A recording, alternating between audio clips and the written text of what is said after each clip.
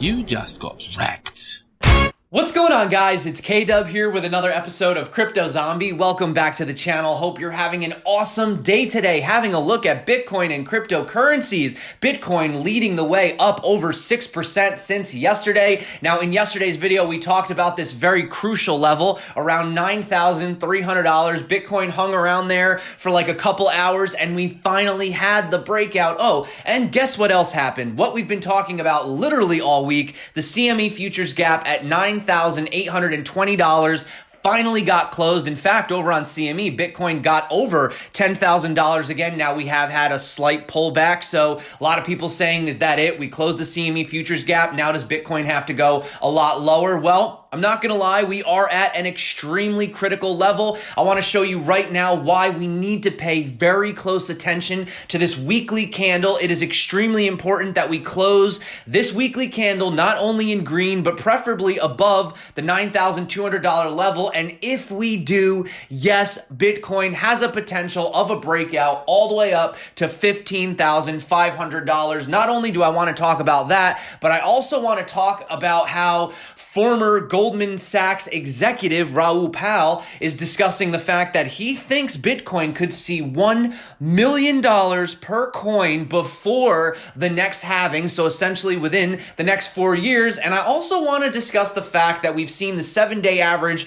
of Ethereum accounts over 10K kind of pulling back. So the question is, are the Ethereum whales actually selling their Ethereum for Bitcoin? Or are they moving into stable coins? We need to get into all that today. Of course, we're going to talk about short-term price action, the $1 million Bitcoin. And if that sounds good to you, you know what to do. If you're not subscribed, definitely consider it. And without further ado, let's dive directly in. Now, I don't have to tell you guys that we closed the CME futures gap up at 9,820, but if that wasn't exciting enough for you, if we zoom out, do you know that we actually have another very small gap right up here that happened way back here over around, I'll tell you the exact day actually, it was August 9th into August 12th over the weekend, and that gap never got closed, and that's at $11,795. So I do think that if Bitcoin does eventually break out of this zone that we're in right now, and we do consider upwards like we are right now in this channel, we did get above the heart line, then I do think we're going to see the CME gap all the way up at $11,800 get closed.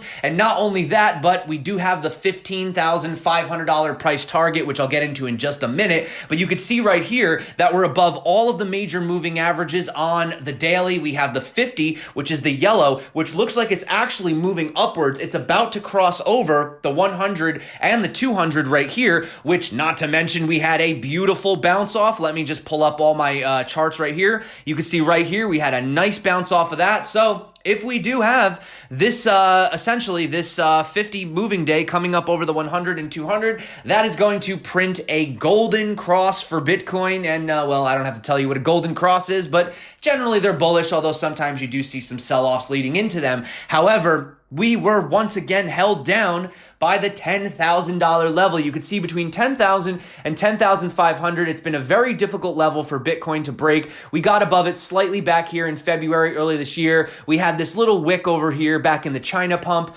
but essentially we cannot break out of that. So what I'm looking for is for Bitcoin to put in that solid weekly candle green above the $9,200 level. And if we can break above 10,000 and then get out of this zone, well, then yes, I do think a $15,500 Bitcoin would be very possible. As we can see right here, we do have the descending broadening wedge. If I take this pole and put it up here, that does give us this target right up here at that green line at around $15,484. But like I said, it is extremely critical that Bitcoin can stay above this trend. You can see at no point did Bitcoin ever put in a solid green candle above this purple line right here. We couldn't do it here. We couldn't do it here.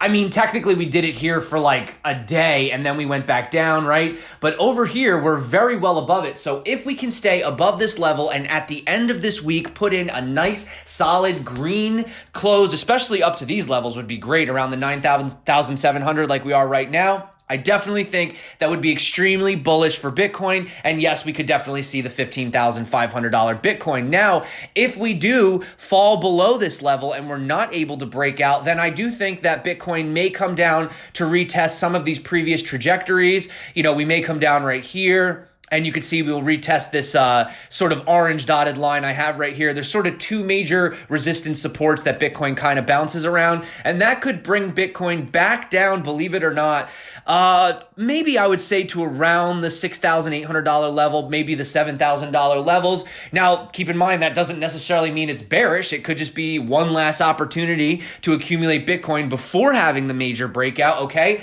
But what I do want to point out is over here on the weekly thus far, we are putting in a beautiful green candle well above the 50 daily, which is sitting at around the $8,700 level. So there's a lot more bullish things going on in the chart right now than there are bearish. And I mean, you don't have to be, you know, an Einstein to see that we are putting in a solid uptrend. And also keep in mind, last time Bitcoin had 7 consecutive daily, weekly candles, we went on a massive 160% pump. And it looks like we're trying to do something very similar right now. Before we move on, guys, I just wanted to mention there are a lot of new people in crypto. I've seen a lot of new subscribers that have joined the free Telegram group, also just subscribing to the channel. And I just wanted to mention unstoppable domains to anyone who's new. So basically, when you send crypto, you know, to yourself or to other people, they have these long strings. These addresses are really long and complicated. Well, basically what Unstoppable Domains does is you just buy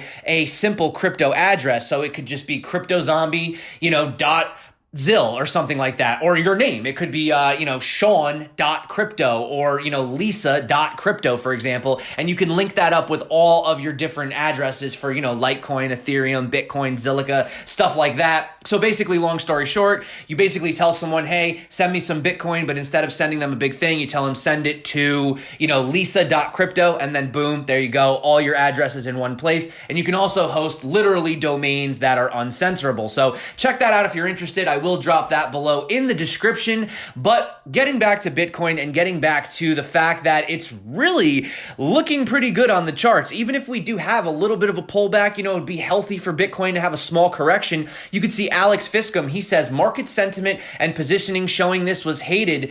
This rally was quite hated, clearly by the bears. These indicators are not signaling any market peak as it did in each of our previous upper trend line tests. And if you actually have a look at what BTC Time Traveler says, he says we had a clean break through the moving average, the 200 daily moving average. We retested it with a strong bounce.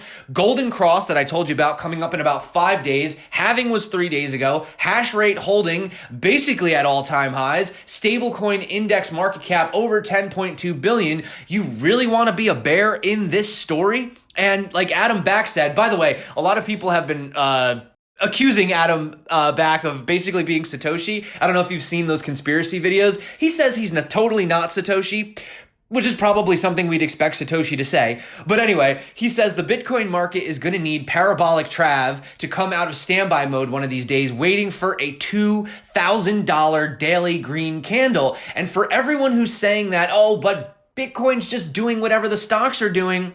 Well, have you had a look at stocks today, guys? Stocks have actually been falling, whereas Bitcoin has been pumping. And having a look right here, the correlation between Bitcoin and the S&P, obviously, the higher it is, the higher the correlation. You could see that has been significantly dropping over time, coming back essentially to the zero level, showing that Bitcoin is becoming more and more uncorrelated from traditional stocks. You can see over here, actually, Arthur Hayes, he says, stonks be rolling over, Bitcoin be mooning, SPX double bear market rally top at the 62% retracement rut. Fire up those stimulus checks and let's take out $10,000 Bitcoin. But $10,000, $15,000, $20,000, guys, we need to talk about the $1 million Bitcoin from former Goldman Sachs executive Raoul Pal. Now, this was an interview over at Cointelegraph. I definitely recommend you guys check this out from just check the whole thing out. It's a really solid 25 minutes, but I just want to play this clip for you super quick, and then we have much more to talk about, so stick around. You recently defined the current Bitcoin technicals as a Bitcoin porn and the perfect setup. Can you explain why are you so bullish? So I use technical analysis a lot to give me structure and understanding of what a market looks like, what all the participants' behavior has been up until this point, what it's likely to be in the future. And I look at the chart of Bitcoin, and it's a beautiful triangle pattern. That kind of pattern tends to be powerful. It usually means that volatility is contracting and that the asset is changing hands from one group to the other, from weak hands to strong hands. And then normally when it breaks out of that pattern, it creates a fear of missing out, FOMO, and you tend to see large explosive moves. When you look at the chart on a log scale, it looks also very extraordinary, because how you measure what's useful about these kind of triangle patterns, I call them wedges, is that usually the size of the pole of the flag is repeated again. Now, if you did that using the log chart, it would take you to $1 million. In this halving, is that possible? Who the hell knows? I think it is, but it wouldn't match the stock to flow model, which says, it might spike to 250 or something like that. But that setup looks extraordinary. Then the kind of regression setup of the regression channel, that looks extraordinary. The stock to flow setup looks extraordinary. The news flow is perfect. It's kind of like it couldn't be a better opportunity. Doesn't mean I'm right, but it means the probability is high. So let me know what you guys think. Do you think we could actually see a $1 million Bitcoin by the end of the next halving, or by the time the next halving happens? Let me know what you guys think. In fact, I'll drop a poll above. Just let me know. Do you think we could see a $1 million Bitcoin? I'm not going to say it's not impossible. I mean, think about it. Unlimited amounts of money coming into Bitcoin. Only 21 million Bitcoin. You keep taking all that money that the Fed keeps printing, you keep pumping it into an asset that has a hard supply. We just had the halving, which means there's less selling pressure, right, from the miners. Definitely something to consider moving forward. I do want to point out the fact, though, that had you actually bought Bitcoin essentially at any point since its beginning, with the price of it being at what it is right now, the number of profitable days holding Bitcoin has increased to 93.6% since August of 2010, which essentially means that Bitcoin has been in the green 3,329 out of its 3,558 days that we've been keeping track, which basically just kind of means, buy Bitcoin. Not financial advice, of course, but you guys know if you're watching this channel. And one thing I wanted to point out is that the 1-year HODL wave is nearly at an all-time high. The last registered data was at around 58%, while in January of 2016, months before the second halving, the percentage was at 61. But you know who else is extremely bullish? I don't have to tell you about our good old buddy, Mike Novogratz. Now, this was actually a different interview. Last time we talked about the CNBC interview, he was over on CNN, and he did echo his pretty much opinion on Paul Tudor Jones, basically publicly coming out and putting, over $100 million worth of Bitcoin, not in his personal account, but in his public account. And that really says something. So I just want to play basically what he had to say super quick. And then once again, he does give a price prediction, which if you don't know by now, we'll play that part as well. Oh, by the way, guys, the audio's a little rough on this video, so you might have to just kind of listen in a little bit. But yeah, maybe we'll get Mike Novogratz a microphone, before the next interview. I want to talk about halving and what that means going forward. But Paul Tudor Jones, for me, was quite a wow moment. He's not holding it on his personal account. He's holding it within his hedge fund. What does that mean to you as a signal, perhaps, of acceptability going forward? Yeah, listen, it's a huge deal. Yeah. A lot of people, I've known a lot of people that bought it personally, but wouldn't put it on their funds because it created career risk or looks stupid risk. And all of a sudden, Paul is one of the greats, right? He's been around for 30 odd years. You can put him up in the pantheon with Stan Druckenmiller and Louis Bacon, really, as the kind of the lords of macro. And, when he's putting this in and writing about it and writing very articulately about it, it opens up the field for anyone else who feels like they want to participate in Bitcoin. And so I think it's a very big deal. We're slowly getting adoption. Today, JP Morgan and said they would both Coinbase and Gemini. That's a huge change from where they were 2-3 years ago. Yes, just trying to price what you said is the look stupid risk here, which is a very interesting way to put it. Talk to me about the halving as well and the impact that's likely to have, because if it means that miners get less reward in terms of Bitcoin, do they go mine something else? But that equilibrium, to find an equilibrium, will surely take some time. Well, listen, there's two. The technical side of it is really simple. It's just less selling pressure, right? So they're less. Miners have less coins to sell, and so less supply.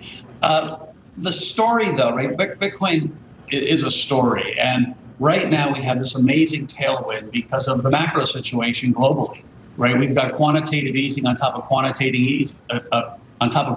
easing, all over the world, not just here in the U.S. Today, the Fed is going to start buying, ETFs, and so on the flip side, the halving is really quantitative tightening, and so you've got this exclamation point on the story of what a scarce asset does. What a monetary system with scarcity looks like, vis-a-vis or in contrast to what the Fed is doing. And so it really is just this perfect timing, really, for what looks like a macro story that people are thinking, I should have 1 to 2% of my portfolio in this Bitcoin because the probability or possibility that things go really poorly with classic fiat monetary policy is rising. I should point out you tied it to the retail demand for Bitcoin too, very quickly, because we have about 10 seconds before I get yelled at. What's your price target on Bitcoin by year end? I think we at least touch the old highs, 20,000, if not higher. Wow. Mike?